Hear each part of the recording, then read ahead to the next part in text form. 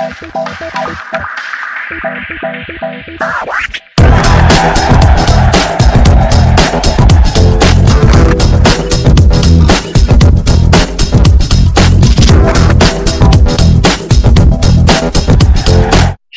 Eric, thank you for joining me on my show this month. So a lot of times the buyers and sellers that I deal with, they just interact with the realtors involved with the transaction, the open escrow, we close with the title company, and it's really rare for us to ever interact with a real estate attorney. But obviously there are times when buyers and sellers do need to interact with a real estate attorney for whatever reason. So I thought I'd bring you on just to put a face to a real estate attorney and ask you questions. I actually take that back. I only have one question for you. I want to keep it simple.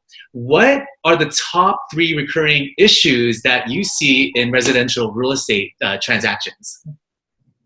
Well, first, Dale, I want to thank you for inviting me to participate in this video presentation. And to answer your question, the first one that I see on a very frequent basis is a misunderstanding of the as-is provision in residential real estate purchase agreements. The sellers tend to view an as-is provision, and by as-is, you're purchasing the property as is. Mm-hmm. The seller is viewing that as some form of immunity or a way to insulate themselves from any liability in the future. Mm-hmm. Similarly, buyers view the provision, sometimes view the provision as giving up potential rights against the seller if there's been a misrepresentation in the purchase. Mm-hmm. And both of those understandings are incorrect. The sellers are going to be obligated to disclose all facts materially affecting the value or desirability of the property. Mm-hmm. Might be known facts. And I like to always refer to an ancient U.S. Supreme Court case called Smith versus Richards from, I think, roughly 200 years ago. And I refer to it affectionately as the gold or snowball case, where the seller was selling a gold mine. And the seller wrote to the buyer and said, "You take my mine for what it is, whether it's full of gold or snowballs." And as you could probably guess, the mine was filled with neither. Mm-hmm. And the seller's main argument was, look, I wrote them this letter. They were taking this mine with all faults. Not my problem. Mm-hmm. The court disagreed and really honed in on the fact that, look, if you knew of something wrong with the property, you need to tell the buyer. You don't get to just magically insert a provision that gives you ultimate protection. And so, hence, the as-is provision is not an ultimate protection for the seller.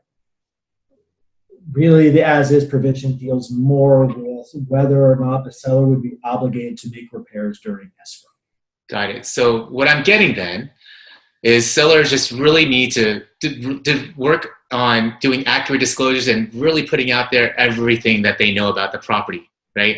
That is absolutely correct. Okay, good deal. Let's go on to the second issue. What's the second common issue you see? Well, the second issue is really what is included in the disclosure. So we're kind of flowing from that first issue. Okay. And so what I frequently see in the marketplace is because the value of real property has skyrocketed in the Bay Area. Absolutely. That many people who have owned their homes for 30, 40 years have decided to put their homes on the market.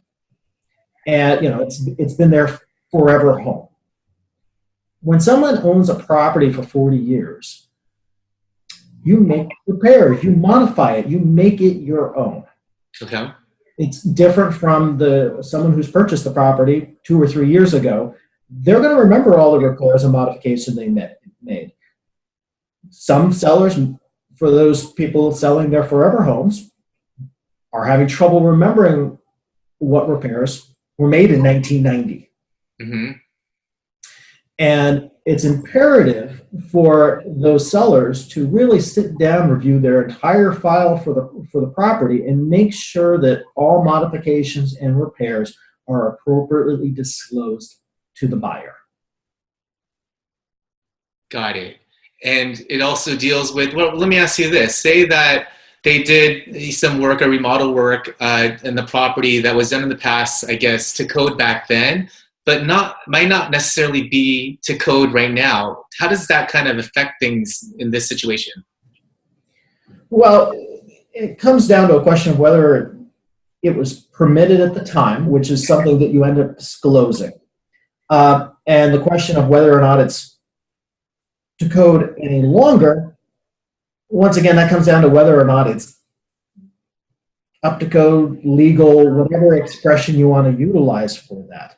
Okay. The important thing is if they, for example, used a licensed contractor to perform the work back in 1990, okay. 1990 for whatever reason for this interview, and they have no idea whether or not it was done to code. It wasn't permitted. They didn't go through the formal permit process, but they hired a licensed contractor, so they figured everything was done appropriately. The problem is because it wasn't permitted when they did the work. Now a buyer could come along, purchase the property, and decide, okay, great, they disclosed this wasn't permitted, but it was done to code. Great, I'm going to apply to the county or city, or whichever body they should be applying to, and those repairs, well, the permit process may cost hundreds of thousands of dollars, where it may have cost $2,000 or $3,000 back in 1990. Understood. So sellers really should just disclose what they really know about, what was done, and if they know if it was done to code or not. Right, and what I recommend to the sellers that end up asking me this type of question is, on the transfer disclosure statement, there are two questions that I'm going to focus on for right now, and one question is whether or not the work was permitted. Yep. And they most likely would be able to check off whether or not they're aware of whether the work was permitted. And the next question is whether they're aware of any work that's not code compliant. Mm-hmm. And a lot of times I see the seller check off that they're not aware. So they check off no.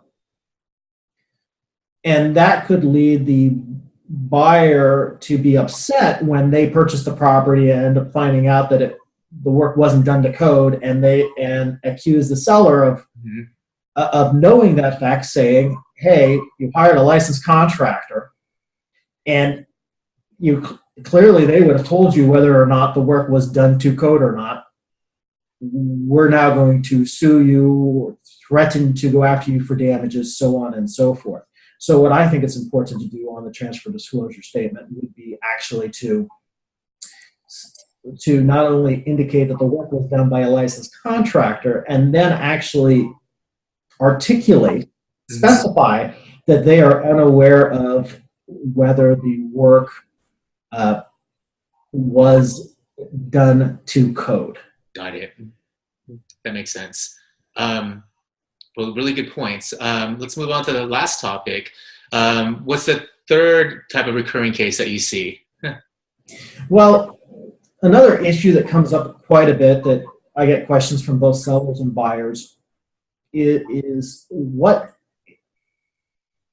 are exactly mediation and arbitration? Mm-hmm. Now, in the standard car purchase agreement and standard PRDS purchase agreements, you are going to run into a provision that lists both mediation and arbitration. Mm-hmm. Now, mediation and arbitration are similar in that they both involve a third-party neutral, someone completely unaffiliated with the transaction, typically a retired judge or experienced real estate attorney. Mm-hmm. But that's where the similarities end. Okay. The third-party neutral in mediation, referred to as a mediator, meets with the parties and tries to get them to kind of a kumbaya moment, a resolution where maybe everyone's not happy, but they're decided to end the dispute, settle the matter, and move on with their lives. The mediator does not issue an opinion. The mediation is not binding. Okay. However, with arbitration, the third party neutral is really acting the same way a judge would if you went to court. Got it. So in arbitration, the arbitrator, that's the name for the third party neutral, will issue an opinion or / make a determination regarding who's right or who's wrong. The mediator doesn't make the determination of who's right or who's wrong, but the arbitrator does. And arbitrations can be binding or non-binding. Okay.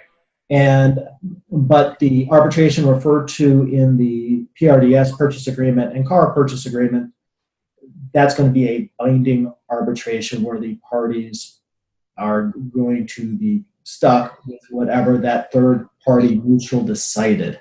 And what I typically tell sellers or buyers who inquire about the arbitration provision and whether they should sign it in these standard form agreements, typically I will tell them that they shouldn't sign it because we don't know what dispute's going to arise later, the amount in dispute, so on and so forth. And it may not make sense to contractually bind themselves to a resolution process without prior to the dispute ever arising. Got it. Like you're very detailed on that topic because even a lot of realtors get confused on the difference between mediation and arbitration, and many realtors don't even go through that, have that full experience with their clients on all their on their transactions. But thank you for the clarification.